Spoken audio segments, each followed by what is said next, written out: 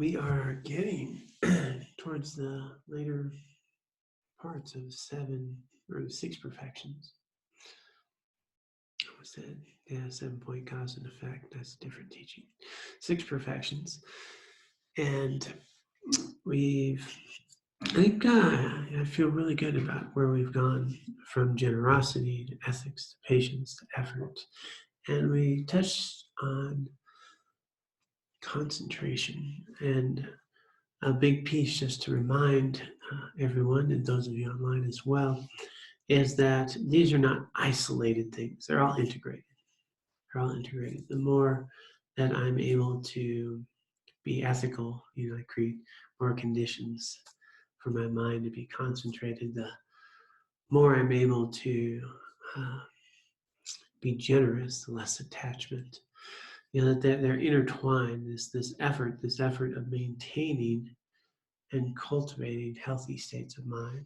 Well, it's going to develop some concentration to do that, to be mindful, to notice when my mind is caught up in negativities and unwholesome states of mind, to be able to apply the antidotes. And the antidotes will often come from wisdom, which is the 6th point. So they're all very much intertwined. They're not, okay, I've done this, nailed it. Okay, going to this, nailed it. In other words, in order to have the wisdom, we certainly need the ethics. And in the Noble Eightfold Path, wisdom's at the start. And wisdom is what liberates us. It's what is to be attained to be free. But you start there. And here in the 6 perfections, it's presented as the 6th. But if I don't know the roadmap, I'm not going to acquire wisdom. So you need to start there. You need to say, well, here's the way it is. Because if we don't have a map, we don't know how to get anywhere. And we don't know what we're doing. It's creating problems and difficulties. So wisdom needs to be really, woven throughout this whole process. And, fundamental wisdom, where's my happiness come from? Where's my suffering come from? Because that is often backwards. The things I think will bring me happiness are the source of my suffering, my attachment to them, my grasping to them. So I believe, and Aaron might correct me, that we really got into concentration in terms of understanding that what I do off a cushion matters with me being on the cushion. That the more ethical I am, the more mindful I am, that my ability to develop concentration is going to be much, much more enhanced. And if I meditate and develop that concentration, well, I need to maintain that continuity of consciousness when I'm off the cushion. And so I need to be mindful. That's where that effort comes in, right effort. So we talked about it not being this isolated thing and think about I need to sit all these hours and nail it. It's that I am attending to a practice of cultivating attention, and that I'm also cultivating attention when I'm doing other things. Distraction is so subtle and sneaky, and obviously there's these things these days, but there's also running the news in the background, doing music here, doing that. It's like, oh, I have to do the dishes. Well, I can't do the dishes just without, some other noise, or maybe I can call somebody, sneak in a call, or, that when are we just doing one thing? When are we just doing one thing? Even when we're sitting on the toilet. People used to have, we still do have a magazine rack there, right? Yeah, but this makes the magazine rack obsolete. And so if I really want to develop attention, what is it like to not get caught up in that, not keep splitting my attention? And it's so subtle, it's sneaky, and there's nothing wrong, of course, listen to music, but listen to music. Something that might soothe, but news and other thoughts, and this idea of multitasking consistently, or just the idea that now that I finally have a little time, my mind says, well, yeah, I want to be distracted. And we can really easily, it's a way of being that's just really common. And so it's uncomfortable often, uncomfortable to just eat a meal without reading something, right? To eat a meal without reading something, or if you have company, obviously you're going to be talking, or listening to something, or putting the news on, or just have a meal. So that's where it really requires a bit of discipline and effort to develop this stability of mind and understand that that very busy mind, I always relate my mind to this little out of control adolescent. It's like, man, let's do something. Always looking for something fun, interesting. And what they call the grandfather of mindfulness to bring that little teenager back. But it's always, about this, about that. And then, he's always got a rationale. Well, just for a little while, right? Just for a little while. And then, an hour later, a little more, And so it just keeps going on. So the idea then is to start to realize, I can spend some time on the meditation cushion, meditating. We just did a shamatha practice, focusing on the breath.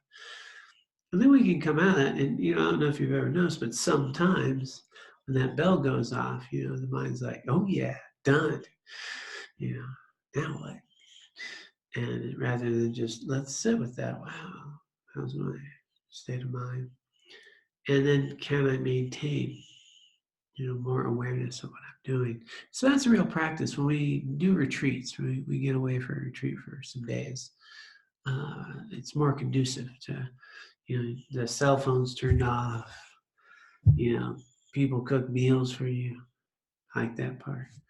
They do dishes. You don't have to think about anything. You don't have to, what do I need to chop for, cook? All that's taken off the plate. You just have time to notice your feet on the ground as you walk, to, have your meditation session, to, if you want to read, you go read something. And so often people will get out of the busyness of life and then go on retreat, and then it'll feel just wonderful. Wow, I'm going to be like this all the time. And then it's Tuesday, and then we're back to the whole busyness of things. And then we say, wow, I can't wait for that next retreat. And so, how can we develop a way of living that supports a little more, and not radical? That's the other thing we talked about, is that it's not a 180-degree turn. It's not, okay, because that's what happens a lot. People do a retreat. I'll come back. All right, I've got my routine now. I'm gonna, do an hour meditation morning, an hour in the evening. I've got this little practice. I do that, and my life's gonna be different. I got it, and they're gonna to fail, basically. I mean, and then I have to go do an hour of meditation. Like, that is not a pleasant mental state. I have not got my hour, and I have to go do my hour. Meditation being, I get to go take some time to develop my attention, be present.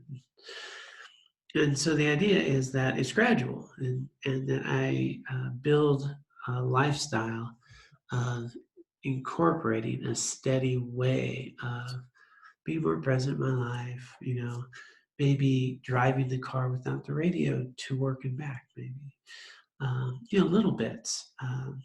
Maybe leave your cell phone outside when you go to the bathroom. Right? Put it on the counter, see what happens. But little bits, things that, we can kind of, okay, just a little bit. Yeah, I remember, my thing was I just stopped using the radio in the car. And I used to commute a lot from LA, so, down here that wouldn't really matter because I walked. 3 blocks here. So if I just, it wouldn't be much of a practice. But I just started doing that, and then I actually had a mantra. I would just like go mind I just do that and have that as a little anchor. And so that was something that if my mind got racy, I could just do a mantra. I could do that. I could drive, and so I gradually stopped that process of being hooked by distraction, radio, news, this and that, and then I just started doing this mantra more often. A nice little technique that I've used a bit recently is noticing when I have a desire to be distracted, is to think, wow, what I can do is I can pray for others. I think that's kind of cool. Do a medicine Buddha mantra for some people I know who are struggling. Just really call them to mind, hope that they're healing. And that might be more productive than listening to the news right now. It could be.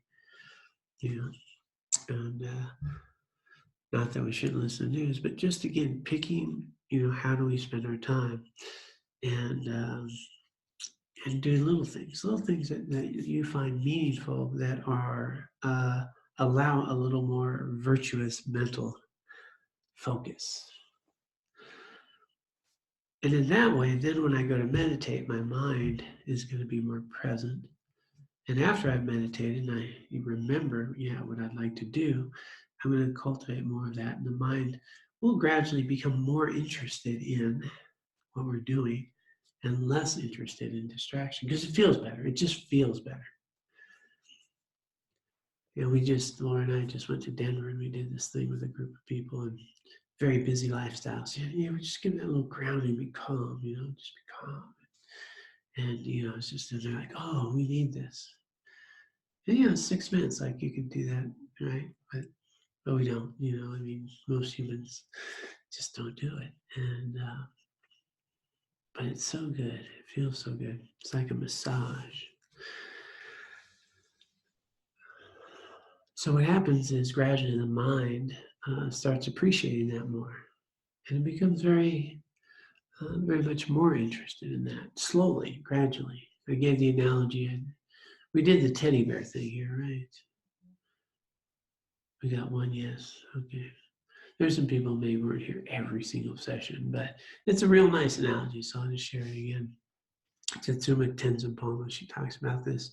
When we were a little kid, we take our teddy everywhere. So that's the mind. It's distract. I want her to.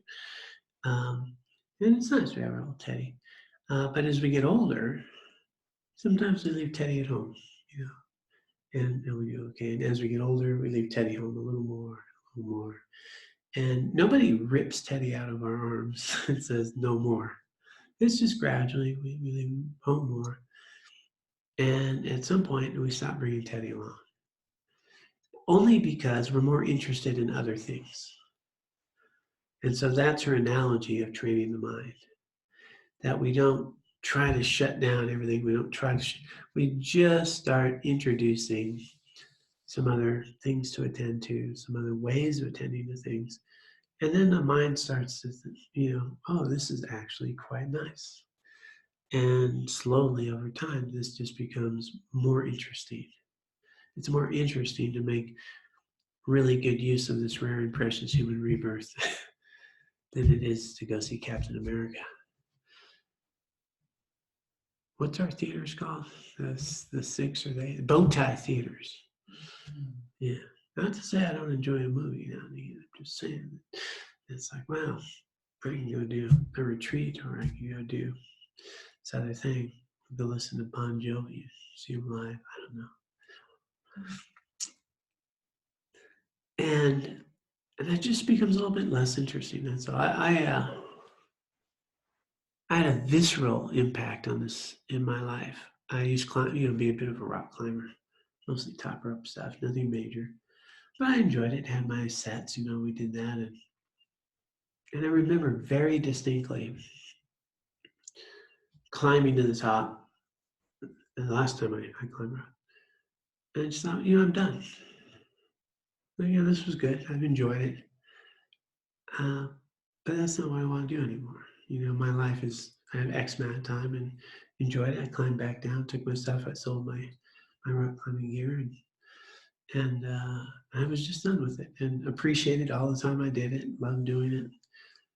But I just was more interested in my path now. And so it's just very boom, like, I think I'm done. Didn't have to swear off anything.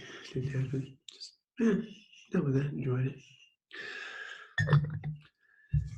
So it's kind of like that. If we gently and appropriately start introducing a meditation practice that is solid, that starts with shorter sessions, that isn't too long, that we appreciate when we're done, and do it consistently every day. And we expand the time, we develop good habits, we practice being a little more mindful, doing things we feel good about. It feels good to, for me, it feels good to pray for people. I kind of like doing that. It's like, wow, that's so much better use of my time than whatever it's going to do. And but there might be other things. And then what's gradually, it's like, wow, I like feeling like this. I like feeling purposeful. I like feeling meaningful. I like cultivating. The wholesome mind is so much better, so much less stress, so much less worry. It just feels better. We want to do that. We want to maintain it. It feels really good. So that's how we develop this concentration, this attention, is we need to have a structured shamatha practice. We talked about that, the roots of the tree that grows, and the leaves. Just having the ability to develop a shamatha practice, focusing on one thing to the exclusion of all else. And so in this context of right concentration, that's the practice they're talking about. The ability to develop mental stability, to rest my attention where I choose to. Thoughts come, whatever, I can be here. I attend to who I'm talking to. And I can just rest there, and I'm not, after a while, it's not even effortful. There's a very specific teaching on shamatha. There's 9 stages of shamatha to achieve shamatha. So, and just to recap, to achieve shamatha, generally in this sort of Western mind that we have in this busy lifestyle, takes a little bit longer in general than the past. And even in the past, that's kind of too long. So Alan Wallace, one of our teachers, he teaches shamatha all the time. He always has people doing shamatha retreats, a big focus. And he's thinking Westerners need about 2 years. But that's 2 years dedicated to a retreat of 2 years. I got my little hut or my little apartment or my little quiet space. I have few needs. I've got the list of conditions, few needs, nice environment, and I am, going to focus the next part of my life on go through all 9 stages. And I'm about to sneeze here. Maybe not.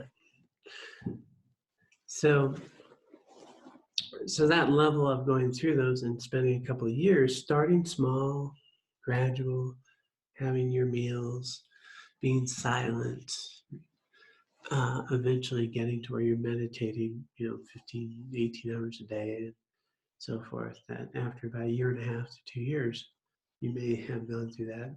And at that level of achieving shamatha, all of our sense consciousness actually dissolves into just the nature of the mind. And so sense consciousness means hearing, seeing, all of that just dissolves. So you're entering this form realm. And it's in that state of mind that gets developed that you can now use. Your mind has mental stability. You can be fully present, non-conceptually, and just blissful, luminous, just there, and you can reside there for 4 days if you want, 4 days, a day, whatever. And so you're not aware of your body, you're not aware of sound, you're just resting there. But if you choose to have a thought, you can have a thought. If you choose to come out, you come out. And so that was the Buddha's big innovation. So before the Buddha, there were great meditators, great yogis. India, they've been doing that. They knew how to go beyond that state. That's just, there's more subtle states, other form and formless realms, and even more subtle than that state. And the Buddha trained with these great masters. There's two of them. One of them, best, he trained with them, went through all the jhanas, went to the most subtle state of mind, got that non-dual nature experience. And then he thought, this is not liberation. It's good. But when I come out of my meditation, when I come out of that, I still have subtle mental afflictions, I still have imprints, I still have samsara. So then he went and he trained with this other one, and he got on, he trained, he went through all the stages, and still, not liberation. Good, not liberation. So they'd been doing this, these masters have been doing this, and so in those states, and just so you know, it's there's yogis, left and right doing it now in India. You can enter breathless states, and just these very subtle states of mind where, breathless means you're not even breathing, but you're alive. They have these guys that they'll bury them, and dig them up in a week or two, and they're still alive, And so very advanced masters, right? And then, of course, we've seen the ones who can endure pain, all those types of things. So in the stories of the Buddha, he did those things. And none of those were liberation. His big innovation was shamatha and vipassana. Is that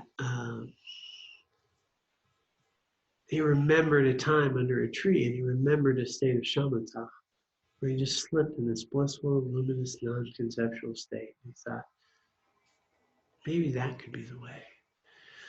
And so it's actually less subtle. Achieving shamatha, is that just single-pointed, consciousness and ability to be there would be what you do to continue to go even deeper and more subtle. But that entry point. And if you come down to that more gross state, less subtle state, well, the unique thing there is that you can still have a thought if you want, right?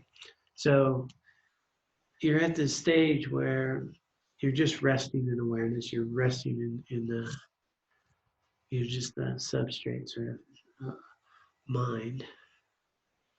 And it's blissful, it's luminous, it's non-conceptual. But if you want to have a thought, you can. So we haven't gone too far, we're just right there. And that's when he says, that's when you do vipassana. With that level of mind, then you pick up your vipassana, which is your insight. This is when you do your analytical meditation, the nature of self, the nature of reality, who am I, and what we'll be talking about here in the wisdom section. And you then go through, whether it's the 5 skandhas or, any of the meditations on understanding the nature of self and emptiness. And with that realization, with that mind, you can just saturate your mind with that realization. And that's how I found liberation, was combining shamatha with vipassana. And that's really the Buddhist teaching, is to develop that technology, shamatha, and then apply it to your vipassana. And that's how I found liberation. So the unfortunate thing is that these days very few people will do shamatha. It takes a little while. Yeah, it's very effortful. And And it's not liberation. Achieving shamatha does not liberate you. It just gives you, Alan Wallace, he says, it's like taking a timeout in a game you're already losing. Right? So when you're there, you're not losing any more ground. It's an ethically, I can say that, ethically neutral state of mind. Like you're not, there's no unwholesomeness to it. But when you come out, you're still have mental afflictions. Like you haven't, it's like a timeout in a game that you're already losing. So, and people do get stuck there. So that's one of the big dangers. People in these teachings will say that it's blissful, it's luminous, non-conceptual, we like it. And a lot of people think they achieved enlightenment. So you hear that a lot of times. Yeah, enlightenment does not mean I'm free of mental afflictions. People will say that. I'm pretty sure that's the definition of enlightenment, is freedom of mental afflictions of samsara.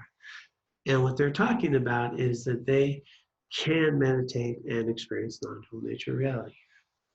And then they stop meditating and they can still get angry, resentful, fearful, anxious, whatever. And they say, well, they've achieved enlightenment. So some people will say, they're trying to be tactful and say, well, are you talking little e or big E? Big E would be liberation. Little e means you've had some experience of non-dual nature of reality. And that's generally what they're talking about. But what happens is they stop there. They stop there. There's even, because you get hooked. You get hooked. It's very blissful. It's like, yeah. So you have to have the wisdom, the path. That's why it's so important to have teachers, a teaching, a path, so that we don't get stuck. And having achieved that, now I'm going to use it and I'm going to apply it towards my Vipassana. I'm going to go through this process of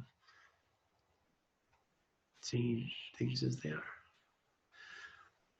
Now, having said all that, this now seems pretty unobtainable, right? Who's got 2 years to go away and do all that? It's very expensive, among other things. But first off, two things. One is we don't know what's attainable or not attainable.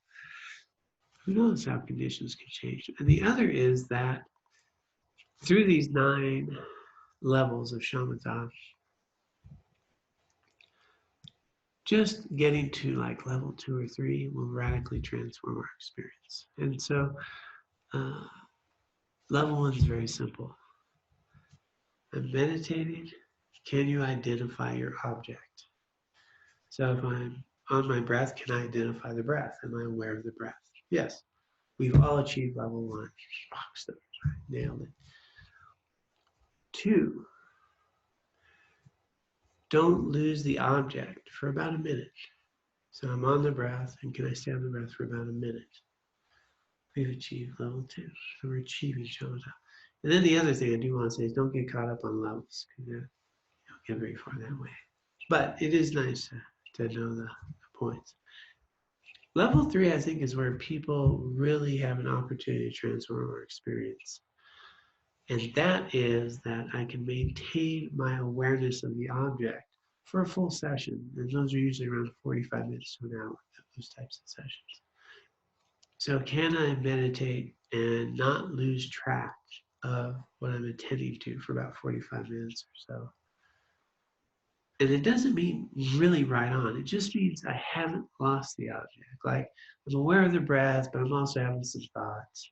But I haven't lost the breath. Like my toe's still there. My mind's still getting a little interested in what might be dessert later. I had some cherry Garcia the other day, ice cream. So see how my mind will just pretty quickly pop up. I didn't buy it. It was given to us. So it's just helping. And so the mind can go. But if I notice these things, but I'm still aware of the breath, like my toe's still there, my mind's on. So it's even gross awareness. I just haven't lost the object. Then yeah, and I'll tell you, if you can do that for full sessions, not super fine, but just doing that, that is a different way of living in our world. That provides me then the ability to not say what I was about to. That gives me the ability to watch my mind a lot more. That gives me the ability to feel a feeling and not be a prisoner. It gives me the ability to have impulses and desires and not be hooked by them. It's really, and we can all do that. Everybody's in this room, we can do that. All you gotta do is just meditate every day, starting with something like 24 minutes, and just build it up. You get 45, and that's just we do that, and that will change your life. So it's not like, well, there's this faraway thing, but also we're creating conditions where we don't know, where.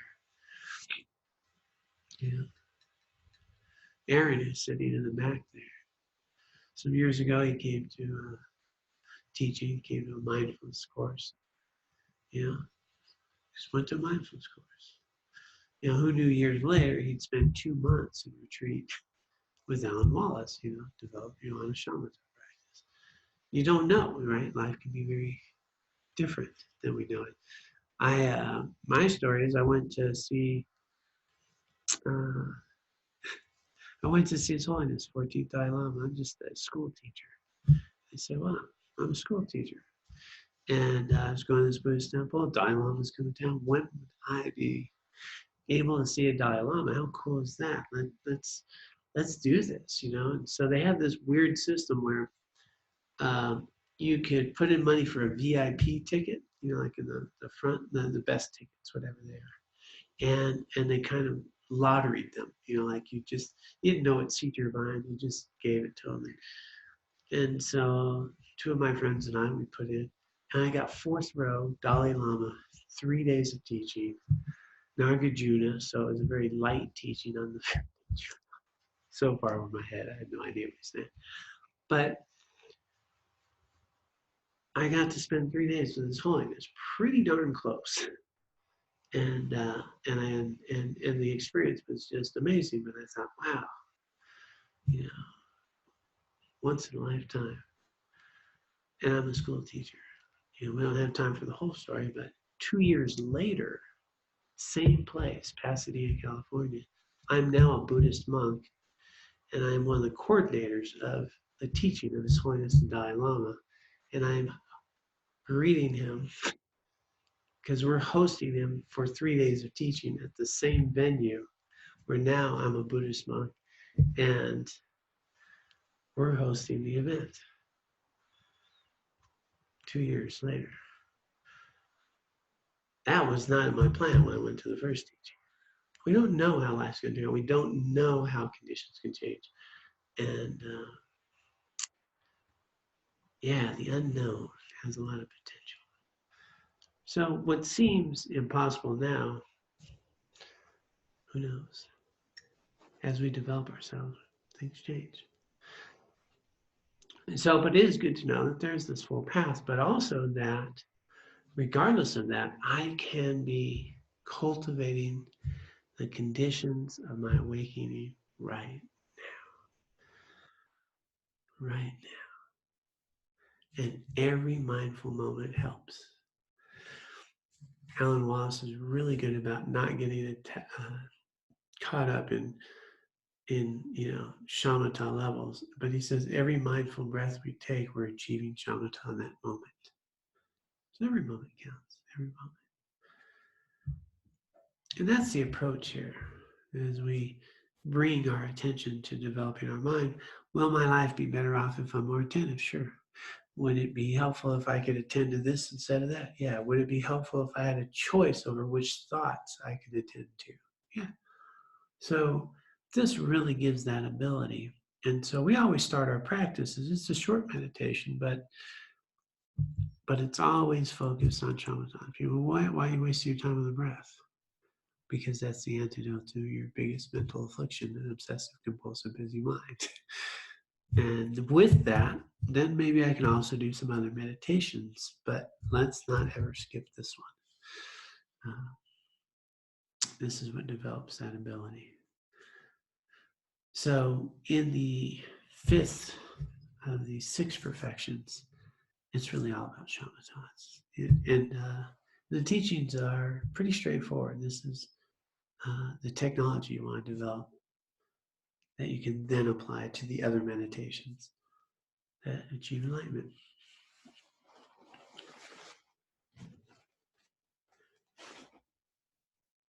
Any questions? And those of you online, feel free. I'll pause, give me an excuse to drink hot water. Did you quit your teaching job the next day or something? No. I was inspired though so I was very inspired with those teachings. And so on the stage was, like, I don't know, it was 100 or more monks and nuns. And I knew some of them. I started thinking, could I be on that stage? Could I be a monk or a nun? So I asked one of the monastics, I said, hey, how do you become a monastic? And it was a friend, she was a nun. Her name was Tartso. Said, yeah, no, you just have to ask your teacher, Geshe Gelsen, who's right up there on the far. You're right, is my teacher. You have to go talk to him. And he said, but don't get too excited. He doesn't give permission to just anybody, because we get excited. Yeah, I want to be a monk. And then they tell you, well, you have to be celibate and you have to do this and that. And people go, oh, maybe I don't want to be a monk. And the things, the realities of it. And people don't always have the right qualities or the conditions. So I guess we're telling the story now. Because I'm a thinker, I'm not going to ask him to be a monk. I'm going to meet with him and I'm going to say, well, if I wanted to be a monk in about 3 years, because I had some commitments as a school teacher, things to do, I was going to ask him what advice he would give me so I could create those conditions. And that way I figured if I'm not meant to be a monk, he could say, don't waste your time. Or he'd give me some good advice. But I'm just going to plant seeds. I make the appointment. I go up and I see him. And he says, so you want to be a monk? I go, yeah, I was thinking about it, And he said, oh, good, you're ready. I'll take you to India next year and you'll get you ordained. And I was like, wait a minute, I got this plan, 3 years, blah, blah, blah. And he just laughed, he goes, no, you'll be ready next year. And then he looked at me and he told me why. He just told me about myself. He can read your mind. He can see the quality of your mind. He just says, here's this, and here's this, and here's this. And you need to work on this. I felt like naked. Wow. And he goes, you're ready, And I go, and I told him I need to teach. He goes, that's fine. You'll go. We'll come back. You'll teach. It'll all work out.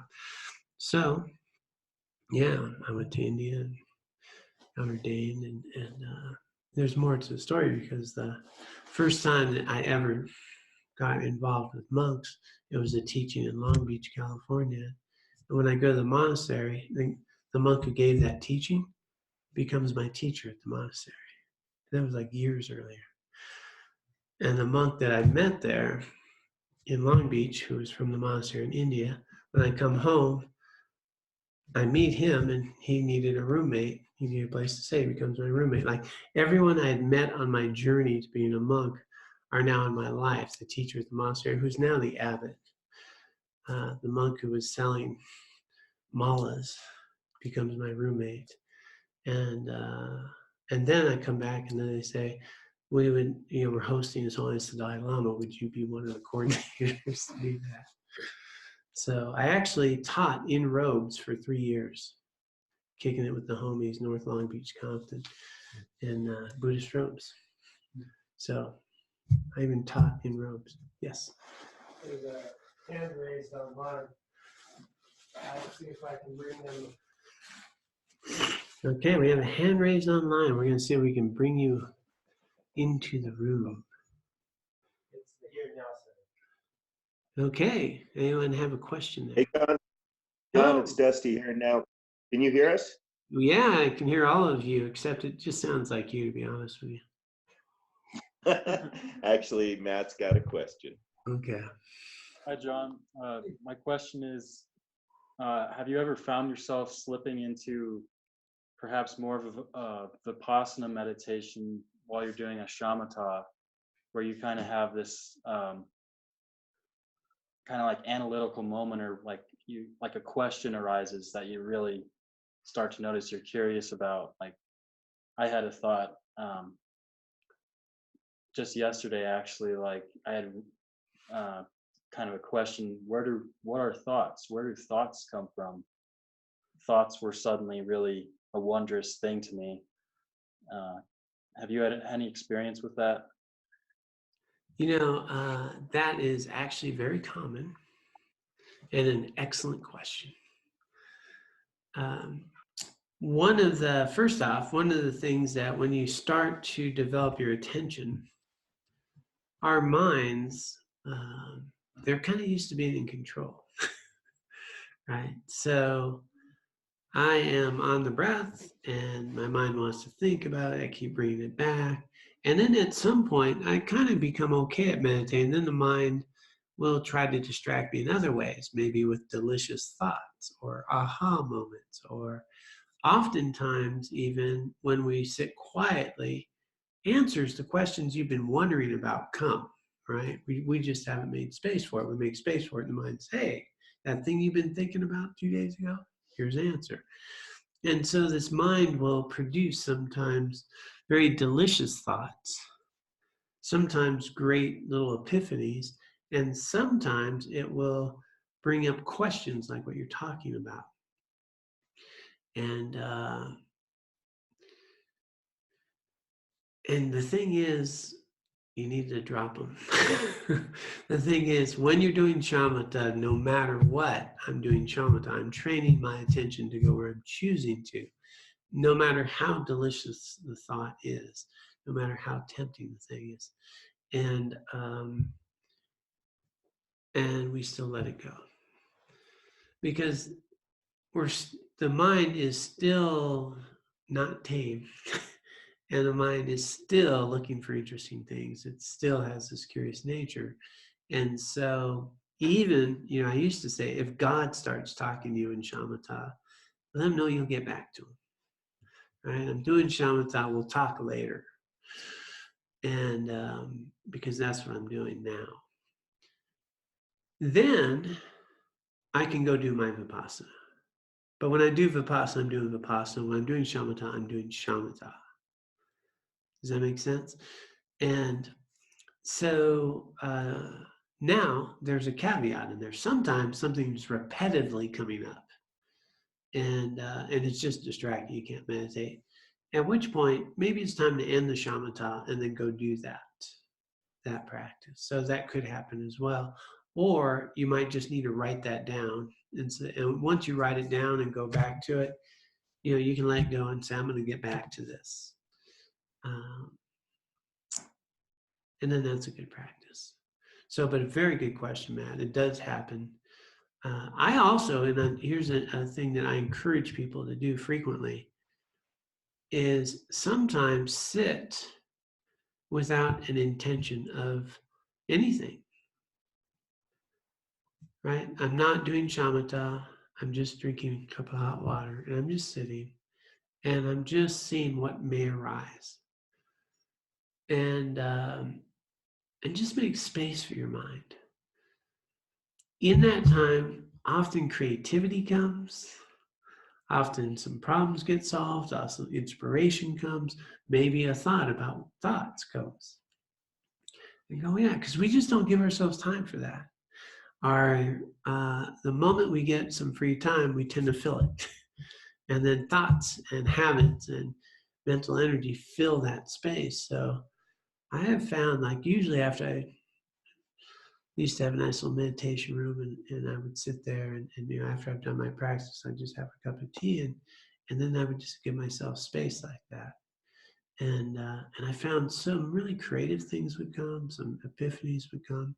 And I'm not actively doing Vipassana, and I'm just, creating space to see what arises.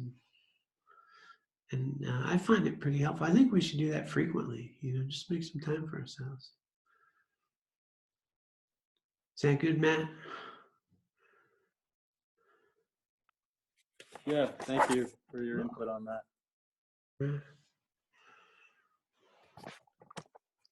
That's an also great practice. What is a thought? Where does it come from? Where does it go to? Does it have a color? Is it an image? That's kind of where we're going in our next piece here.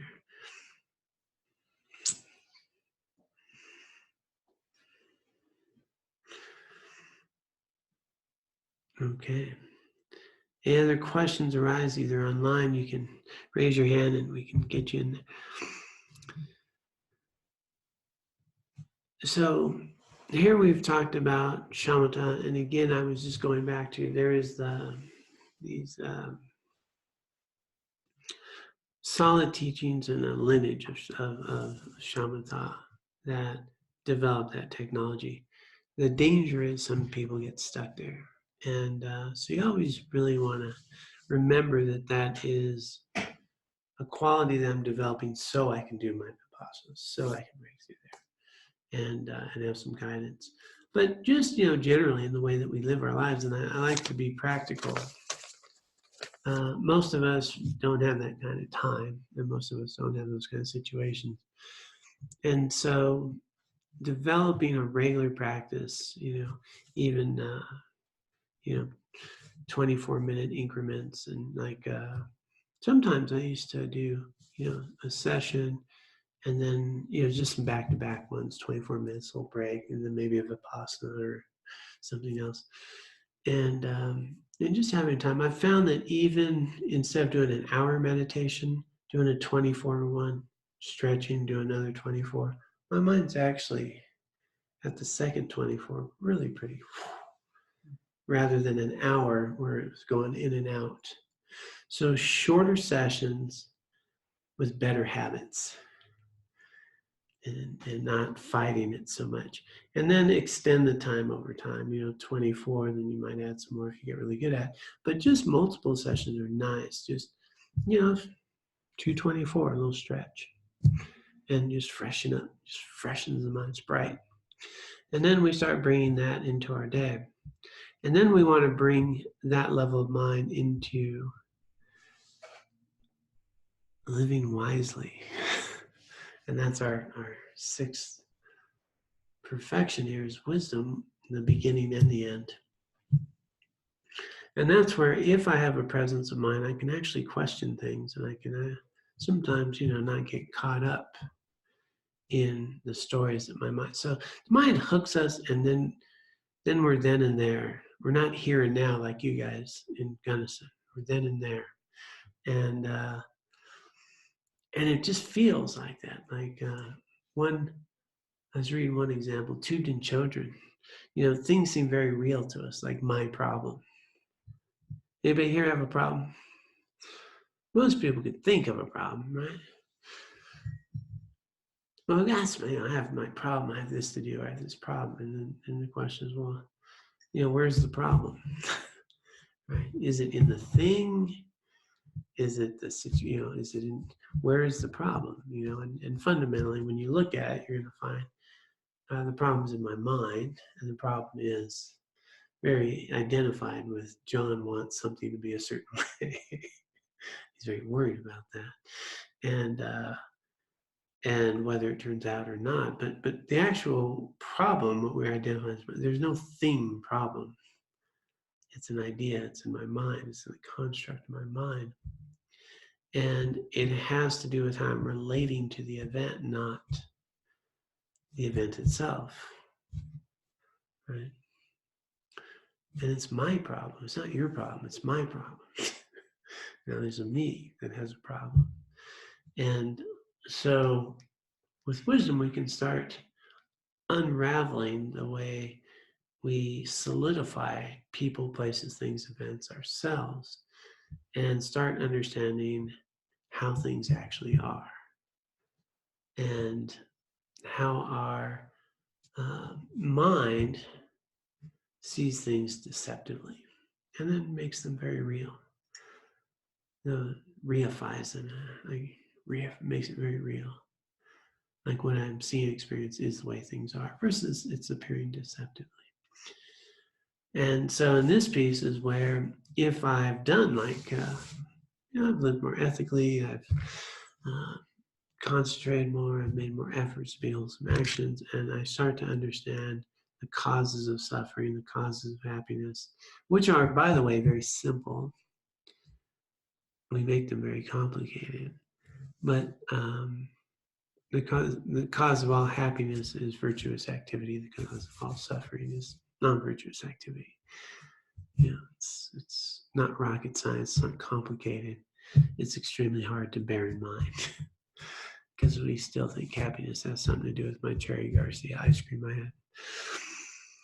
And when in actuality, the happiness might have been coming much more from the dear friends that I've gotten to know and cultivated over so many years in Durango, who is up here dropping off her daughter, and we visit our time together, who brought Cherry Garcia ice cream as a gift as we get to put her up in our house because we've developed this great relationship and we're good friends. That might be more to do with the happiness than the Cherry Garcia. But we don't always see that. And we don't always recognize how the wholesome activities that we did years ago create conditions for the happiness that we're having today. And I think that's a good place to start, since I don't want to unravel the very nature of reality in 10 minutes. But causes and conditions. That's a great entry point to wisdom. Causes and conditions. Nothing happens without a cause. Or does it? I mean, it's a good question. Can you find anything that happens without a cause?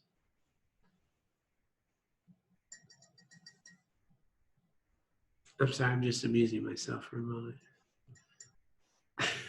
I can say things that get me in trouble,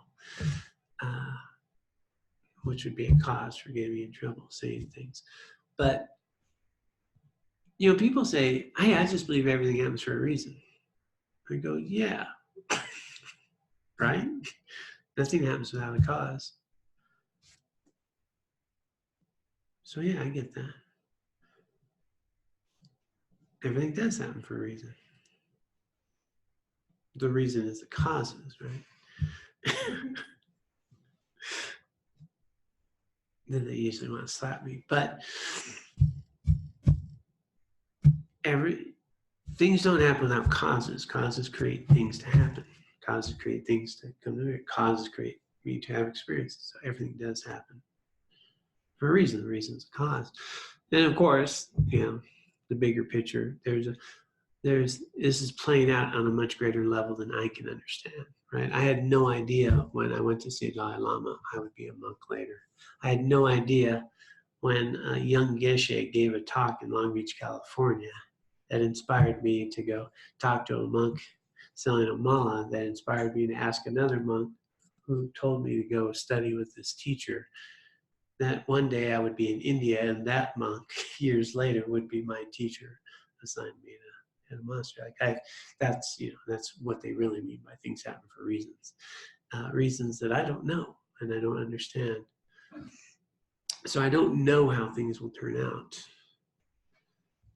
But I did create causes for them, right? I did go to a Dharma teaching. I did buy the Dalai Lama ticket. I did inquire, about more Buddhist teachings. And so these conditions that we create are playing out on a much bigger scale than we can be aware of. And things happen for reasons. But here's the other thing. So karma says very fundamental, there's 4 laws of karma. Hopefully I can remember them. But if not, I can get you a few on my Rolodex. But one's very simple. If there's a cause, there's a result. Okay? If there's a cause, there's a result. If I do something unwholesome, there's going to be a result. That's just the way it is. If I do something wholesome, there'll be a result. I'm going to experience it. Once I've created karma, it's going to happen. And by the way, karma isn't just this thing I do. Karma is any movement of the mind. So thoughts, movement of the mind. And the most important piece of any movement of the mind, anything I do, whether I yell at someone, whether I think angry thoughts about someone, whatever that is, my motivation is the most important thing. So I can get angry, but what's the motivation there? Did I get angry because I really cared about some kid getting hurt? Or did I get angry in a selfish way? Or, what's my motivation? I can hit somebody out of an accident, or I can hit somebody out of anger. Very different experiences with karma. So if there's a cause, there's a result. If I do something, there's going to be karma. And that includes thought, speech, actions, body, speech, and mind. I think we can get that pretty easily. The second one, I didn't grasp right away. And that's where I want to touch on. If there's no cause, there's no result. Well, yeah, it's obvious, but what's that mean? That means if I don't create the cause for my enlightenment, I'm not going to have it. Right? If I want inner peace and well-being and stability, well, I actually need to create the cause. I need to meditate. Right? If I want stability of mind, I don't meditate, not going to happen. In other words, if I'm not creating the cause, I'm not going to get the result. And that was the epiphany that I was like, wow, I'm doing all these other things in my life, but I'm not spending my time doing the thing that will unlock the door to liberation. Well, if I want that result, I need to do it. If I don't, if you plant orange seeds for an orange tree, you're not going to get peaches, right? And my whole life I was planting, I'm looking for peaches, and heck, whatever seeds I'm planting, it wasn't peaches. And so it's that simple. On just one level, it's that simple. It's extremely hard to do, but it's just that simple. Is that I, right now, can be cultivating and shaping my future, my experience. If I start watering my mind with seeds of kindness, compassion, stability, well, I'll become a kinder, compassionate person with stability. I'll create the path of awakening. I just need to do it. Instead of talk about it or read about it, have long, deep philosophical conversations about the difference between enigma and a kagyu and those terabans, when you want to go there. But Zen, really? I look at the guy who spent time in Zen. Yeah, don't even get me started. So I just need to start being more ethical, developing my mind, and seeing things more accurately, bringing my mind back to reality. And these things unfold. And so I need to create the causes for it. And little bits at a time, not radically. Little bits at a time, steady, conducive environment. That's why we have a Dharma Center, and that's why we have those of you online. The support, we need a community, support of like-minded people, because if I'm like this for an hour a day, and I'm out 16 hours a day, wreaking havoc with all the chaos that we call our world, caught up in anger, resentment, jealousy, and, then I only get this little bit. But how can I really start surrounding myself and having, leaving the teddy bear at home more, being more interested in this? Then we start shaping our mind. What I put in my mind, we think about what we feed our bodies, we think about our exercise, we think about that. What am I putting in my mind? That's the food that we need to pay attention to.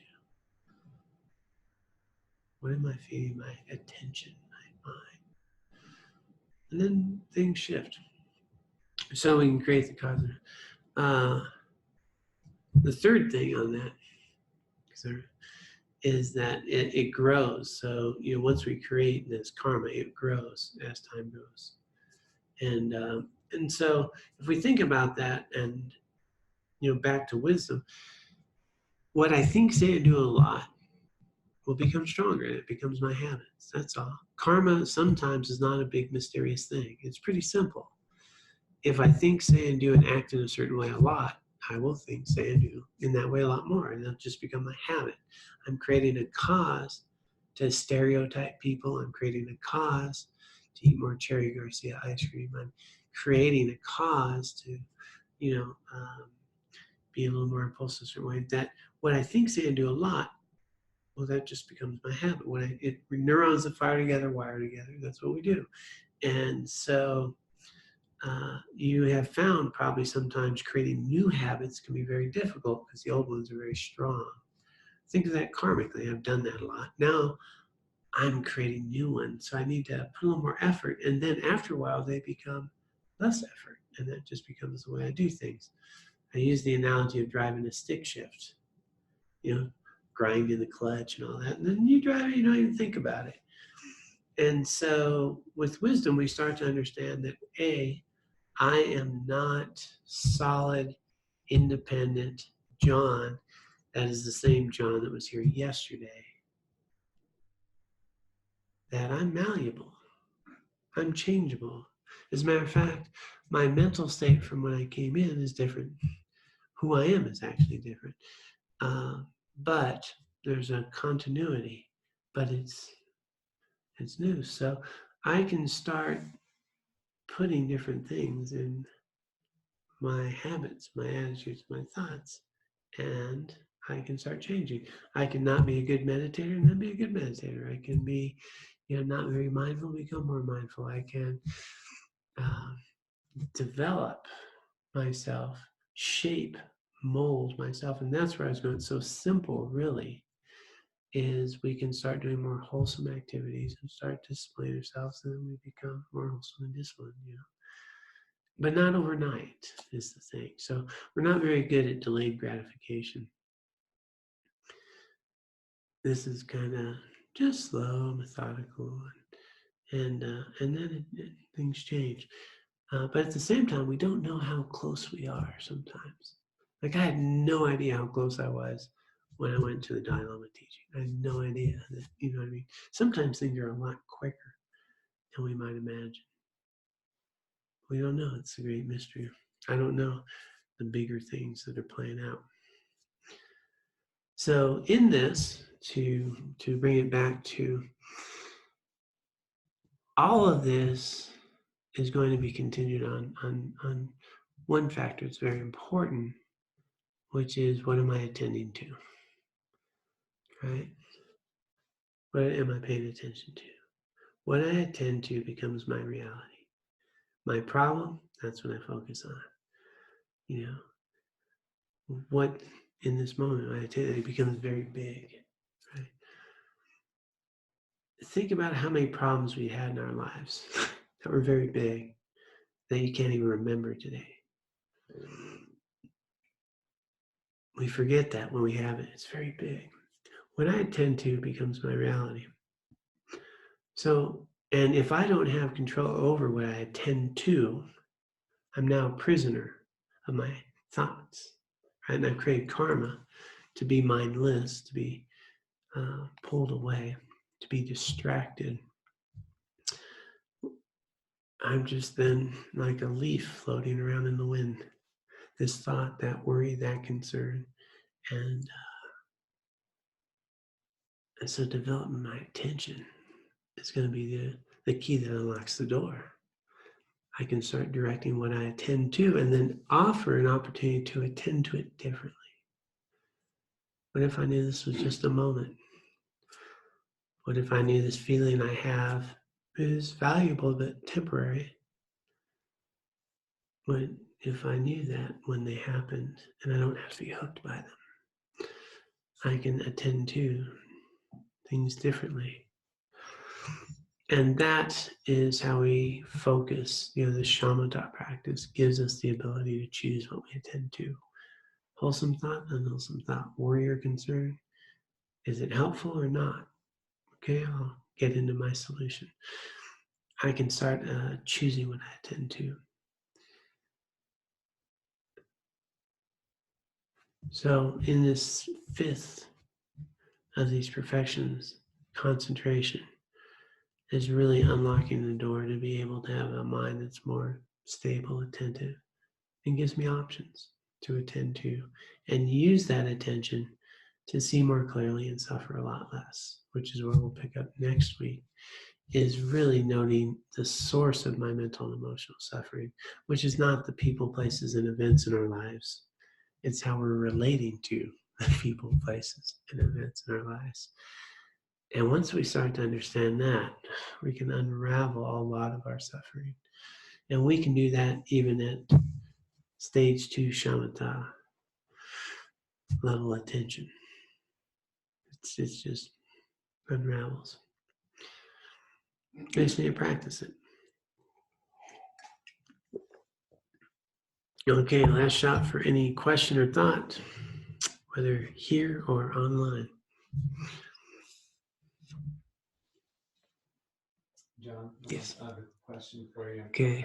So when you move through all the progressions of shamatha and get to level 9 and experience that, once you come out of that, are you just able to enter back in just like that? Yeah.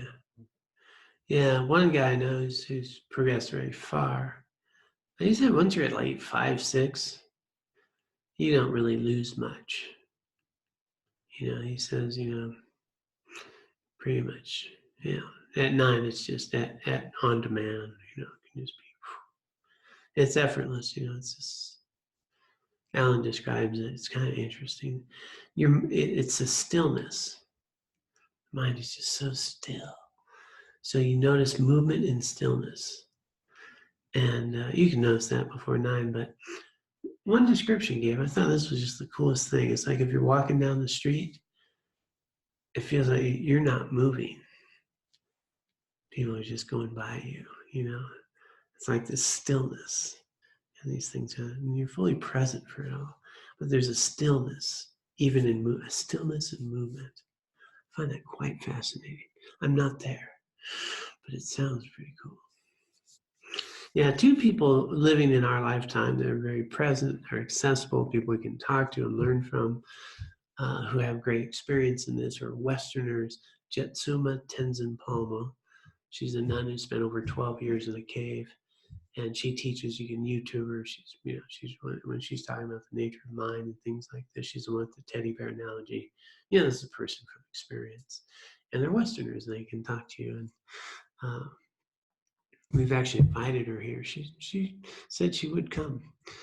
She had to cancel, but we caught up to her in California. We'll see if we'll get her back, maybe. And then Alan Wallace, who really teaches shamatha and has that experience too. And so these are people who are Western. It's so great. It's in our traditions to have people who've achieved these things and can talk to you about them and can guide you in English, too. It's not, of course, my teachers are good. My teachers, Latte Rinpoche on the right didn't really speak English. We always had a translator, but the other 2 could. But to have someone who knows our mind streams very well, it's really nice. We're very fortunate to have some people like that.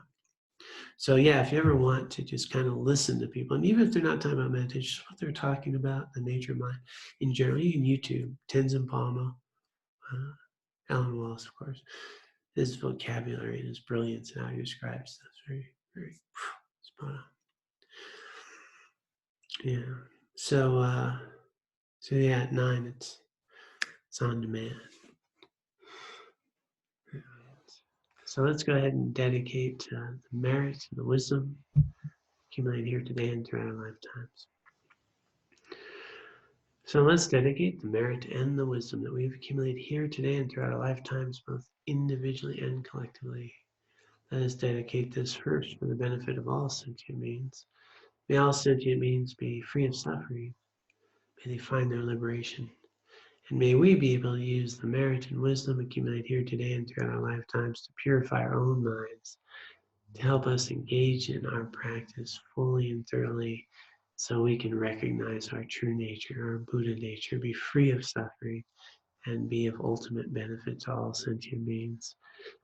May we also dedicate this merit and wisdom to the long life of all spiritual teachers of all spiritual traditions who are authentically teaching a path of no more suffering. May they live long, may their teachings flourish